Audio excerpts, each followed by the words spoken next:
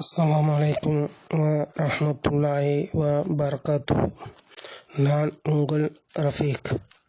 இன்ன ரசூலுல்லாஹி ஸல்லல்லாஹு அலைஹி வஸல்லம் قال من كان يؤمن بالله واليوم الآخر فليكرم ضيفه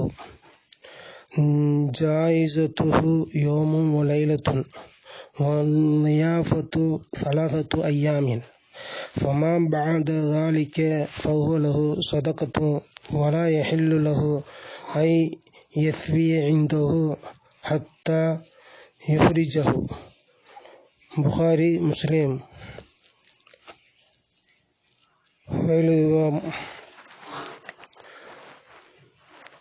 குவைலித் இப்னு அம்ர் ரலியல்லாஹு அன்ஹு அவர்கள் நபிகள் பெருமானார் ஸல்லல்லாஹு அலைஹி வஸல்லம் அவர்கள் சொன்னார்கள், அல்லாஹ்வின் மீதும் மறுமை நாளின் மீதும் நம்பிக்கை வைத்திருப்போர் தம் விருந்தாளிகளை உபசரிக்கட்டும். முதல் நாள் அன்பளிப்புக்குரிய தினமாகும். அதில் மிக உயர்ந்த உணவை விருந்தாளிக்கு ஊட்டிவிட வேண்டும். விருந்துபசாரம் 3 நாட்கள் வரை உண்டு. அதாவது 2வது 3வது நாட்களில் உபசரிப்பதற்கு அதிக சிரத்தை எடுத்துக்கொள்ள வேண்டியதில்லை. அதற்கு பின் அவர் செய்யும் உபசாரம் அனைத்தும் அவருக்கு தர்மமாகும். விருந்தாளி தனக்கு விருந்தளிப்பவரை நெருக்கடியிலும் கவலையிலும் ஆழ்த்தும் அளவிற்கு அவரிடம் தங்கியிருப்பதும் கூடாது. புகாரி, முஸ்லிம். இந்த நபிமொழியில் விருந்தளிப்பவர் விருந்தாளி இருவருக்குமே அறிவுரை உள்ளது. விருந்தளிப்பவருக்கு அவர் விருந்தாளியை உபசரிக்க வேண்டும் என்ற அறிவுரை சொல்லப்பட்டிருக்கிறது.